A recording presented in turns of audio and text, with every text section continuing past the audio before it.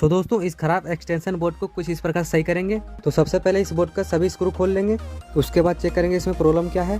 तो चलिए इसे ओपन कर लेते हैं। तो दोस्तों इसे फिजिकली देखने से लगता है ये शॉर्ट सर्किट से ख़राब हुआ होगा। इसे सही करने के लिए चलिए इन सबको बाहर निकाल लेते हैं। उसके बाद इनके स्क्रू खोल लेंगे, दोनों स्क्रू खोल लेंगे। तो चलिए इसे खोल लेते हैं। दोनों स्क्रू खोलने के बाद इसके बीच वाले स्क्रू को भी खोल लेंगे। इस प्रकार हमने इसे खोल लिया है। जैसा कि आप देख पा रहे होंगे इसके अंदर 2 लोहे की प्लेटें लगी होती हैं जो कि जंग खा चुकी है। इसे साफ कर लेंगे हम। उसके बाद इसे भी साफ कर लेंगे। जब तक मैं इसे साफ करता हूँ आप चैनल को सब्सक्राइब कर लो, नहीं तो अगला वीडियो आप पक्का मिस कर दोगे।